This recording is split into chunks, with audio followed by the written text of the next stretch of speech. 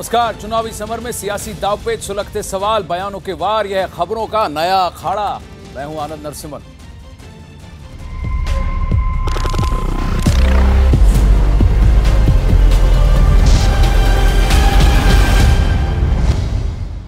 सबसे पहले बड़ी खबर, सुप्रीम कोर्ट ने महाराष्ट्र के डांस बार पर फैसला सुनाते हुए कुछ शर्तों के साथ डांस बार खोलने की मंजूरी दे दी है।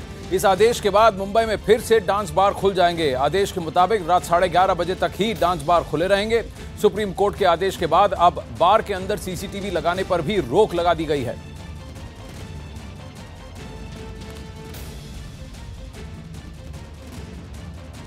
सुप्रीम कोर्ट ने पहले जो बैन हटाया था डांस बार्स पे, वो फिर से महाराष्ट्र सरकार ने फिर से एक रेगुलेशंस लाए थे, जिस पे हमारा कहना था कि रेगुलेशन वैसे है कि जो फिर से बैन लाते हैं, जो कि कहते हैं कि डांस बार अलाउड है पर वो रेगुलेशंस है। पर हमने बोला कई ऐसे रेगुलेशंस हैं जिनके हिसाब से बार चल नहीं पाएंगे। तो काफ़ी सारे जो हमारे इस पे कहना था वो कोर्ट ने माना है। और काफ़ी सारी ऐसी कंटेंशन के अंदर सीसीटीवी कैमरा होना चाहिए, वो डांस बार 1 किलोमीटर दूर होना चाहिए वहाँ किसी रिलीजियस या एजुकेशनल इंस्टीट्यूशन से। लड़कियों को जो डांस करती हैं उनको टिप नहीं दिया जा सकता, जहाँ पे डांस हो रहा है वहाँ पे अल्कोहल नहीं सर्व हो सकता। ये सब कंडीशंस कोर्ट ने स्ट्राइक डाउन किया है एज अनकॉन्स्टिट्यूशनल। और कोर्ट ने बोला है कि अब 2005 से ये चला जा रहा है, अब होपफुली कि ये महाराष्ट्र सरकार अब लाइसेंस देगी सुप्रीम कोर्ट के जजमेंट को के हिसाब से। अब आपको ये बता दें कि जब महाराष्ट्र में डांस बार खोले जाने की बात हुई थी तो महाराष्ट्र सरकार ने कहा था कि वो कतई इसके पक्ष में नहीं है, पर कोर्ट के आदेश के बाद उन्होंने ऐसे ऐसे नियम लागू किए थे कि जैसे ये कहा गया हो कि किसी मुक्केबाज से कि भाई तुम्हारे दोनों हाथ पीछे बंधे हैं, अब जाओ मुक्केबाजी करो। पर अब जाकर कोर्ट ने यह कहा है कि 11:30 बजे तक आप डांस बार खुले रखेंगे। उसके बाद सीसीटीवी कैमरास जो हैं, जो अंदर लगे जाने का आदेश दिया था महाराष्ट्र सरकार ने, उस पाबंदी को उसको हटा दिया है। फिर ये भी कहा है कि आप वहां पर ऐसा नहीं कह सकते कि अल्कोहलिक ड्रिंक्स या फिर जो डांस कर रही हैं उनको आप टिप्स नहीं दे सकते। इस पर भी काफी सारे उन्होंने जो रोक लगाई गई थी महाराष्ट्र सरकार द्वारा उसको हटा दिए हैं। दिवाकर हमारे साथ जुड़ रहे हैं। दिवाकर, आपके साथ कुछ डांस बार के ओनर्स हैं, उनका क्या रिएक्शन है? देखिए नरसिम्हन, बड़ी राहत की खबर है सुप्रीम कोर्ट से डांस बार ओनरों के लिए। हमारे साथ खुद प्रवीण अग्रवाल जी हैं, जो कि बार एसोसिएशन के एक सदस्य हैं और साथ ही साथ एक डांस बार के मालिक हैं। सर, पहली प्रतिक्रिया क्या है आपकी? हम स्वागत करते हैं जो सुप्रीम कोर्ट का जो आदेश आया है उसका। कुछ निर्णय सुप्रीम कोर्ट ने जो लिए हैं उसको हम अपने वकीलों के साथ में बैठ के रिव्यू करवाएंगे उसका, क्योंकि हमें हैरेसमेंट है, हमें आज भी अपॉर्चुनिटी के नाम पर काफ़ी हैरेसमेंट है। जो सुप्रीम कोर्ट ने कहा है कि जो कायदे हैं वो बरकरार रहेंगे, तो कायदे भले बरकरार हैं लेकिन अपॉर्चुनिटी को यदि डिफाइन कर दिया गया है तो ये हमारे लिए बड़ा उचित होगा। हमारा व्यापार करने के लिए, काम करने के लिए, सभी के लिए, सिर्फ लड़कियों को नहीं, हमें नहीं, हमारे स्टाफ को भी, सभी के लिए। और जो पुलिस को भी एक दिशा निर्देश मिल जाएगा कि क्या ऑप्शन है, क्या ऑप्शन नहीं है, तो पुलिस भी उसके हिसाब से अगर एक्शन ले तो हमें इसमें कोई दिक्कत नहीं है। राहत की खबर है, लेकिन 2 चीज़ें हैं जो डांस बार के लिए काफ़ी महत्वपूर्ण होती है। एक तो समय, दूसरा पैसे उड़ाने को लेकर, क्योंकि आमदनी जो होती है कहीं ना कहीं मानी जाती है कि उससे ज़्यादा आती है, उसको सुप्रीम कोर्ट ने बरकरार रखा है टाइमिंग को लेकर, और पैसे नहीं उड़ाना है इसको भी बरकरार रखा है। तो उससे कहीं ना कहीं फर्क थोड़ा बहुत पड़ेगा। यदि सुप्रीम कोर्ट ने इस बात को अगर ध्यान में रखा होता कि आज शादी ब्याह में भी पैसे उड़ाए जाते हैं तो यहाँ पे कोई दिक्कत नहीं आती है यहाँ पर, मगर सुप्रीम कोर्ट ने यदि आदेश दिया है तो हमें उसे मानना है, हम उसको मान के चलेंगे बिल्कुल भी। हाँ, कम से कम इतना है कि सुप्रीम कोर्ट ने यह कह दिया कि टिप्स आप दे सकते हैं स्टाफ को, लड़कियों को, जेन स्टाफ को, सभी को आप दे सकते हैं। तो ये हम उसका स्वागत करते हैं कि कम से कम उन्होंने पूरा कम्प्लीटली उसको स्ट्राइक डाउन नहीं किया है उसको। तो एक नया रास्ता खुला है आप लोगों के लिए, बार वालों के लिए? बिल्कुल एक नया रास्ता खुला है, क्योंकि स्टेट गवर्नमेंट बार बार एक कहती आ रही थी कि showering of currency note is not allowed. आज सुप्रीम कोर्ट की वजह से कम से कम एटलीस्ट उनको टिप्स तो दे सकते हैं। और दूसरी चीज़ ये है कि सरकार लगातार लाइसेंस देकर जो है लगातार आपके लिए अड़चनें खड़ी करती रही है। तो ऐसे में आप जबकि इस फैसले के बाद क्या सरकार से कोई बात है या अगला कदम क्या होगा लाइसेंस को लेकर? यदि सरकार इसको अपनी पर्सनल हार ना माने, इसको पर्सनली अपने दिल पे ना ले इस चीज़ को, और पूरी इंडस्ट्री के हित में यदि सरकार अगर काम करे और हमें बुला करके हमारे साथ में बैठ के स्टेक होल्डर्स के साथ में बैठ के यदि बात करें तो इसमें बहुत अच्छा रास्ते निकल सकते हैं। और जो लाइसेंसिंग कंडीशन है उनको रिलैक्स कर करके सबको लाइसेंस दे दिए जाएँ, सरकार का रेवेन्यू भी बढ़ेगा और सब आराम से अपना व्यापार भी कर सकते हैं। आपके पास पुलिस फोर्स है, यदि कहीं पर भी किसी कायदे का अगर उल्लंघन होता है तो आप पुलिस फोर्स का आप इस्तेमाल कर सकते हैं। यहाँ पर फैसले से पूरी खुशी है और कुछ सेलिब्रेशन वगैरह सेलिब्रेशन अभी देखिए ऐसा है कि सेलिब्रेशन हम लोग कई बार कर चुके हैं, 2007 में भी कर चुके हैं, 2015 में भी हम लोग कर चुके हैं। अभी एक बार जब तक सरकार से हमें पूरा ढंग से हमें एक पूरा ढांचा नहीं बन जाए तब तक हम सेलिब्रेशन करने के मूड में अभी हम नहीं है। हाँ, सरकार जो सुप्रीम कोर्ट ने जो आदेश दिया है उसकी खुशी सभी को है। दिवाकर, एक सवाल उनसे और पूछें, उनसे पूछिएगा कि जो ये कहते हैं कि सो संस्कृति पर ये आक्षेप है, दूसरी बात ये कहते हैं कि अल्कोहलिज्म जो है शराब की लत लगा देती है डांस बार और जिस्म की नुमाइश होती है, ये सारे आर्गुमेंट्स है, इसको ये कैसे काउंटर करेंगे, शालीनता कैसे बनाए रखेंगे? सवाल सिर्फ है और आपसे और है सर, एक सवाल सिर्फ और है शालीनता को लेकर। सरकार कहती है कि अगर इस तरह से अश्लीलता होगी तो कहीं ना कहीं संस्कृति पर असर पड़ेगा, एल्कोहल सर्व किया जाएगा तो उससे असर पड़ेगा, इसको किस तरह से देखते हैं? सरकार कौन सी सदी में जी रही है? 21वीं सदी चल रही है और 21वीं सदी के हिसाब से बहुत सारे चेंजेस आए हैं। आज सबरीमल्ला का आप डिसीजन देख लीजिए, आप हाजी अली का डिसीजन देख लीजिए, आप शनि सिंगनापुर का डिसीजन देख लीजिए, अभी काफ़ी बदलाव आए हुए हैं। और आज अश्लीलता की जो बात करी मैंने आपको, फिर मैं आपको दोहराऊंगा कि अश्लीलता आप डिफाइन कर दीजिए कि अश्लीलता क्या है, ये अश्लील क्या है और ये अश्लील नहीं है। हम वो चीज़ कभी करने में हम इंटरेस्टेड नहीं है हमें, तो उसमें कोई सरकार को कोई दिक्कत आपत्ति नहीं आनी चाहिए। सरकार सिर्फ जो है अपने कंटेंशन रेज कर रही है। जो इंडियन कल्चर है उसको सरकार कह रही है कि उस पर आक्षेप होगा, कहीं ना कहीं उस पर असर पड़ेगा।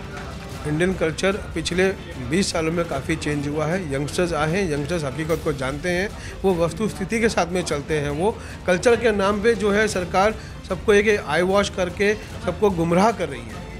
दूसरी बात एक और कर रही है, नरसिम्हन का कहना है कि एक और डाउट है दिवाकर, एक और सवाल ये कहा जा रहा है कि जो है माफिया का कंट्रोल बढ़ जाएगा, इसमें गुंडागर्दी के चांसेस ज्यादा हैं, ये फैमिली आउटिंग नहीं है, एक तरफा है। और जहां पे जितनी भी महिलाएं हैं, गृहस्थ महिलाएं हैं, वो परेशान थी क्योंकि उनके हस्बैंड जो है महीने की तनख्वाह जो है शराब में और डांस बार में उड़ा देते थे, तो घर का खर्च नहीं चलता था। इसकी वजह से सरकार ने ये सारी पाबंदियां लाई थी, तो इसका वो काउंटर क्या करेंगे?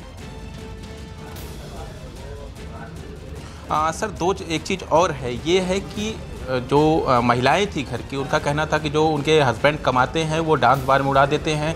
दूसरा चीज़ ये है कि जब इस तरह से छूट मिलेगी तो माफिया गर्दी जो है वो बढ़ जाएगी, माफिया बढ़ जाएंगे, तो उस पर क्या कहना है? मुझे आप इंसिडेंसेस बताइए, कितने माफिया आज तक 25 सालों में अभी आए हैं यहाँ पर? हमने तो कभी आज तक देखा नहीं। ये तो खाली एक जो है क्रिएट किया गया है माफिया के नाम पर। यहाँ पे कोई क्रिमिनल एक्टिविटीज़ कभी हुई नहीं है। यहाँ कभी किसी कोई माफिया को, आज हम भी नहीं चाहेंगे हमारे बार में कोई माफिया आके बैठे हमारे बाकी क्लाइंटर्स को डिस्टर्ब करे। और यदि कोई अगर माफिया अगर आता है तो पुलिस के तो उल्टे का अच्छा है कि अपने हाइडआउट में से आकर के उस माफिया को पकड़ ले उसको। लेकिन सर सीसीटीवी नहीं रहेगा, लिकर का सर्व किया जाएगा तो उससे कहीं ना कहीं गुंडागर्दी होगी। बार में पहले भी इस तरह की घटनाएं सामने आती रही हैं। बिल्कुल कोई घटना नहीं आई। आप मुझे एक इंसिडेंस बताइए, मुझे सिर्फ जो आर पाटिल जी ने एक कोट किया था एक लड़के के बारे में, उसके अलावा बाकी कोई इंसिडेंस कहीं पे कोई बाहर नहीं आए। कभी अगर आए होते तो केसेस फाइल होते, कभी आज तो कोई केसेस फाइल नहीं हुए कभी भी। लेकिन आर पाटिल ने जो बैन लगाया था उस पर कहीं ना कहीं एक भाग ये था कि जो महिलाएं थी उनसे उन्होंने अपील की थी कि जो उनके पति कमाते हैं वो बारों में उड़ा देते हैं, उन्हें घर चलाना मुश्किल होता है, उनके परिवार पर असर पड़ रहा है, इस तरह से कहें। एडल्ट्स आते हैं, एडल्ट्स को पता है कि उनको अपनी कमाई कितनी कहाँ पे खर्च करनी है, उनको कितना उनको लिकर पे देना है, कितना उनको कोई खुशी से अगर किसी को अगर टिप्स देता है तो कोई उड़ाया नहीं जाता है उसको, उस पैसे को कमाई को उड़ाया नहीं कहा जाता है उसको। और हमारे पास तो कोई महिलाओं की कभी किसी की ऐसी कोई कंप्लेंट ही नहीं है हमारे पास में कि उनके पतियों ने आकर के अपनी दौलत उड़ा दी हो। यहाँ पर बारों में वो आते हैं, उनके बाद में उनका डिसीजन है, वो अपना कमाते हैं, उनको पता है कि हमें घर में कितना खर्च करना है, बारों में हमें कितना खर्च करना है, उनको पता है उनको। तो जाहिर सी बात है यहाँ पे कहना है कि उनको पता है, वो खुद एडल्ट हैं, तो इसलिए जो है वो कितना उनको खर्च करना है कितना नहीं करना है वो उनके ऊपर डिपेंड करता है, बार की तरफ से कोई दबाव नहीं होता है। जी धन्यवाद दिवाकर सिंह आपके अपडेट के लिए। और आपने बात की सीधा बार ओनर से। नीति जैन बीजेपी से हमारे साथ हैं और दुष्यंत नागर हमारे साथ हैं। 20,000 से ज़्यादा बार डांसर्स हैं जो इज्जत की ज़िंदगी जीती थी, एक कमाई थी, उनके लिए रोजगार का जरिया था, जो कि बंद हुआ पड़ा है कब पिछले 1 दशक से ज़्यादा। दुष्यंत नागर, अब आप बताइए कोर्ट के इस फैसले पर आपका क्या की नुमाइश करके धन कमाना, जीविका उपार्जन करना, आप उसे इज्जत की कमाई कहते हैं? क्या आनंद जी क्या बोल रहे हैं आप? क्या बताना चाहते हैं देश को आप?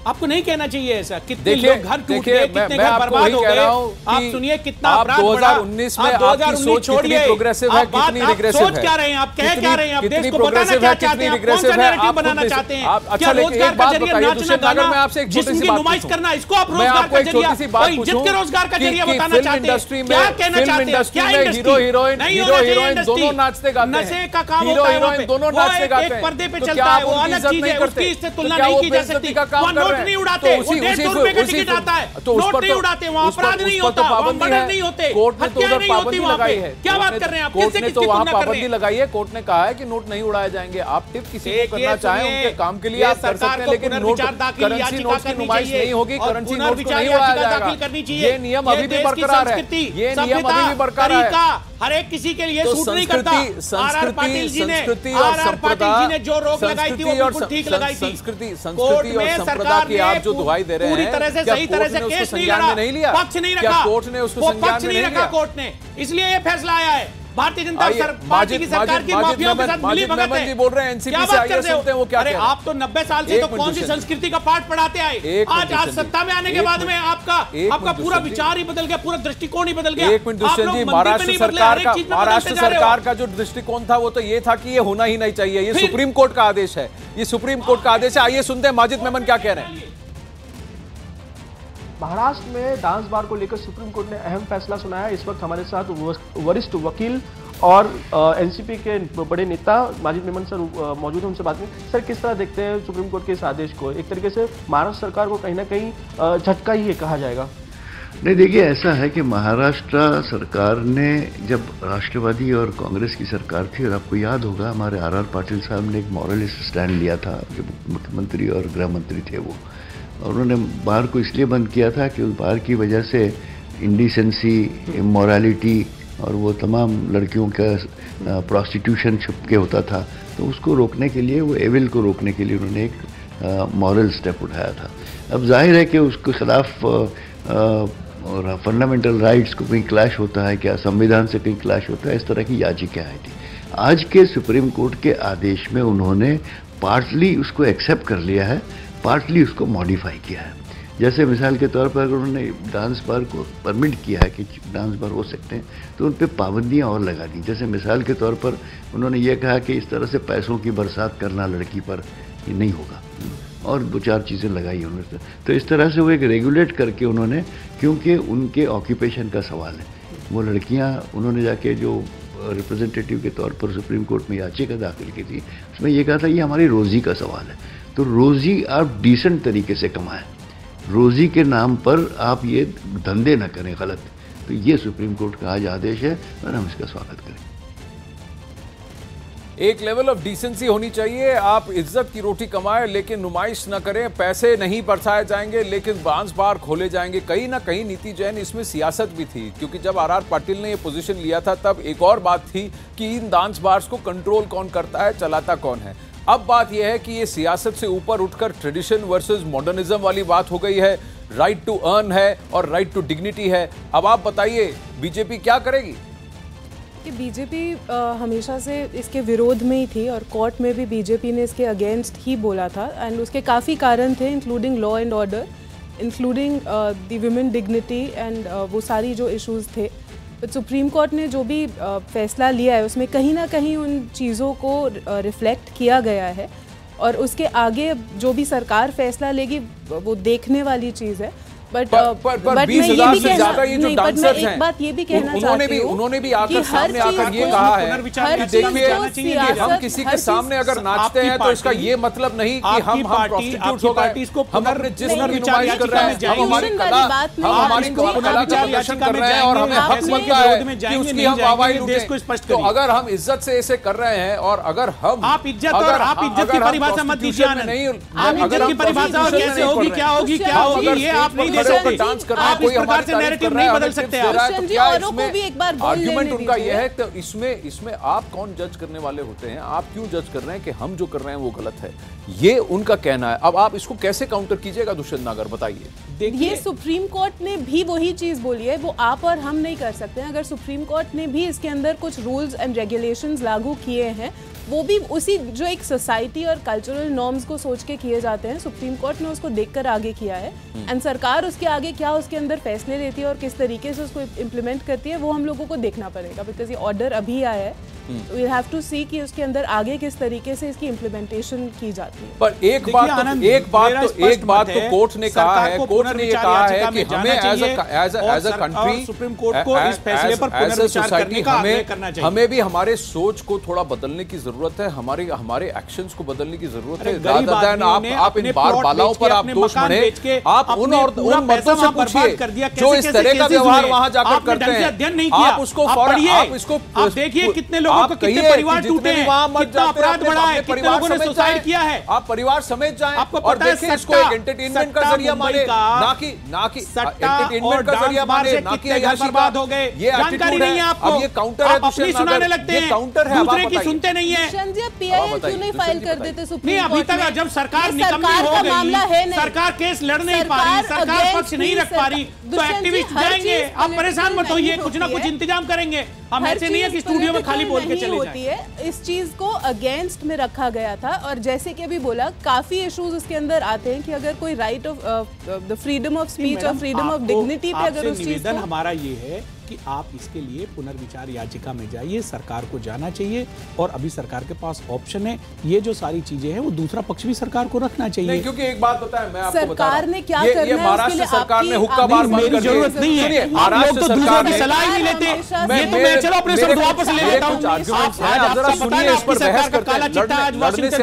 लड़ने से अच्छा क्या कर दिया आप लोगों ने? आप सुनते नहीं है, आप मन की बात कहते हैं, अपनी बात कहते हैं। सुप्रीम कोर्ट पे भरोसा मुझे है, लेकिन सब इंस्टीट्यूशंस के ऊपर विश्वास नहीं है। आप हर चीज के ऊपर सवाल उठाना शुरू कर देते हैं, लेकिन सुप्रीम कोर्ट के आदेश के आप आवाज ऊंची कर बात करेंगे तो वो ठीक नहीं हो जाएगी। सुप्रीम कोर्ट का ये संविधान ने अधिकार दिया है कि हम कहीं तो मेरी बात सुनिए, मेरा जो तर्क है, देखिए मैं ये नहीं कह रहा हूं कि सुप्रीम कोर्ट का फैसला सही है या गलत है। मैं दोनों तरफ के पक्ष रख रहा हूं और आपके विचार जानने की कोशिश कर रहा हूं। यही मेरी चेष्टा है दुष्यंत नागर जी। देखिए आपका विचार है, मुझे काउंटर विचार जो आपके सामने तो रखने दीजिए। दूसरी बात ये कहते हैं कि महाराष्ट्र सरकार ने, देखिए आप इसको रोजगार से जोड़ रहे हैं। हाँ, रोजगार से जोड़ रहे हैं, क्योंकि 20,000 से ज्यादा महिलाएं थी जो रोजगार उपलब्ध नहीं। आपको एक बात बताएं, अरे आप थोड़ा सा इसका अध्ययन कीजिए, आप थोड़ा सा इसका अध्ययन कीजिए कि अरे सुनिए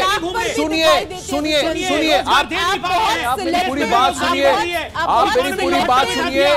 इन 20,000 महिलाओं का ये मत है कि इन डांस बार्स की वजह से हमें प्रोस्टिट्यूशन में नहीं जाना पड़ता था, हमें अपने जिस्म को नहीं बेचना पड़ता था, हमें इज्जतदार रोजगार कमाने की हमको मौका, हमको एक जरिया मिल रहा था जो हमसे छीना गया। ये इनका आर्ग्यूमेंट है। ये कह रहे हैं जब ये डांस बार्स बंद हो गए तो हमारे पास कहीं पर भी जाने का कोई जरिया नहीं था। हमारे घर में परिवार थे, हमारे बच्चे थे, हमारे माँ बाप थे, उनके पालन पोषण का हमारे पास कोई जरिया नहीं था। रोजगार क्यों नहीं कराया? यही उनका आर्ग्यूमेंट था, उनको रोजगार के ये उनका आर्ग्यूमेंट था। आती। चलिए अब देखते हैं महाराष्ट्र सरकार की इसकी क्या प्रतिक्रिया है। देवेंद्र फडणवीस से अभी तक कोई रिएक्शन नहीं आया। हम देखते हैं कि महाराष्ट्र सरकार इस पर क्या प्रतिक्रिया बताती है और क्या कहती है, उनका क्या रवैया होगा, क्या पुनर्याचिका वो दर्ज करेंगे कि नहीं।